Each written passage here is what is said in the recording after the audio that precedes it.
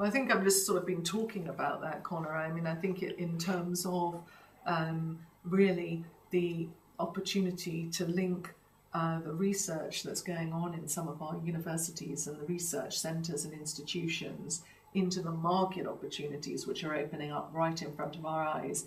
I've talked about electric vehicles, I've talked about battery storage, energy storage, battery power, but also we've got life sciences and our tremendous leadership in places like Queen Elizabeth hospitals in Birmingham and in other hospitals across the region, and again hooking up that network and into our universities is very important. I think construction is another opportunity because we do need to double the number of homes that we're building in the region. We need more affordable homes, especially for young people. But I think that in doing that, we need to think that homes are very different in future. They're going to be utterly connected. So the device that we all carry around with us are going to be connected into our homes and are going to be telling us, when we need another bottle of milk or a loaf of bread, or when we need to maybe eat food that's better for us, if we're missing some deficiencies in the food that we're eating. And so I think that all of this needs to be connected into the learning and the education system. And we need to make sure that not only are we driving the research programs that are going to drive the high value added activities that will create the jobs in the future, but also that the young people in schools from primary age are going to be connected into those opportunities too and get decent, really top quality careers advice, good work experience. Because when I go into the colleges and talk to young people and they say to me, oh, but they've had maybe one bit of work experience, but I think they need to, from a very early age, be aware of what business opportunities are opening up, what experience they need alongside their formal studies, what employability skills would help them, the sort of communication skills, all of that sort of thing. So I think there's quite a lot to be done in terms of young people being more aware of what opportunities there are going to be in this region, so that they won't be looking necessarily down to the southeast, but will be aware that right here on their doorstep there are going to be some really great high value added jobs of the sort that you've just been asking me about.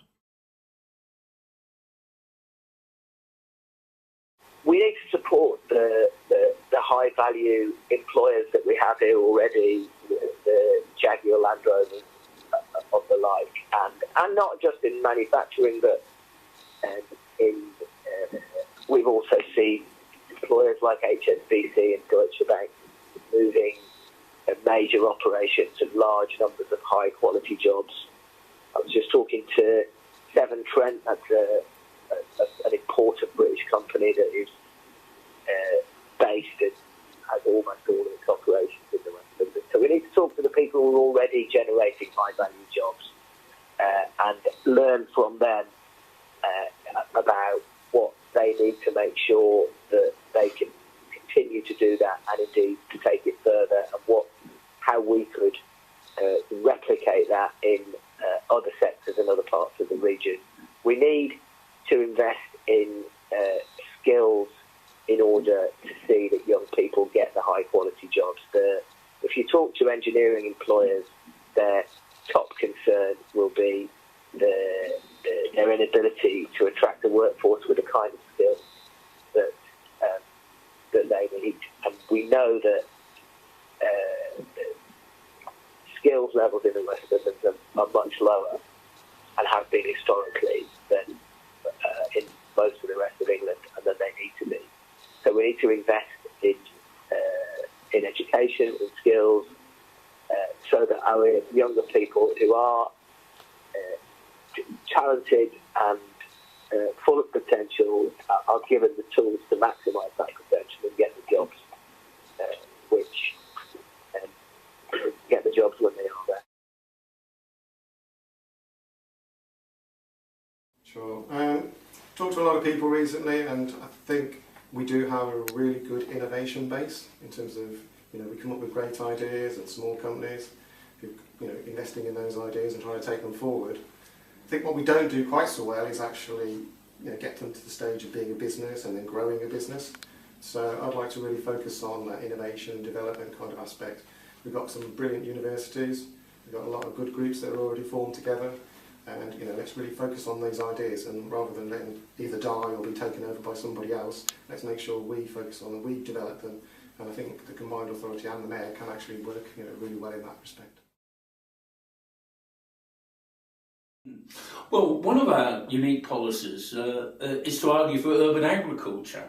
It's a bit ridiculous, really, that we're relying on imported labour from Eastern Europe to come and pick our fruit and veg, most of which is done in Worcestershire or in Lincolnshire. We could actually see with hydroponics, with sunroofs, we could actually see the development of serious agriculture in urban areas. This is actually a trend that's begun in Germany and Sweden. And with public sector promoting of this, that would be important. If we see a massive expansion in public transport provision, but also in the manufacture of public transport vehicles, we would need a massive expansion in public transport jobs and the skills, particularly skills maintenance and engineering. And those skills are transferable. We have far too many cars running on the roads of the West Midlands, and an awful lot of them aren't properly maintained. We would need, I think, to see a much better framework for ensuring that car maintenance is managed at a proper and high level and is not overpriced and it works well, because the last thing we want to see is belching fumes on cars on the road. So it's seeing really a holistic approach, and it's socialism, because it's not for the market, it's not for private ownership, it's for public good. Yeah. That's the core of our approach.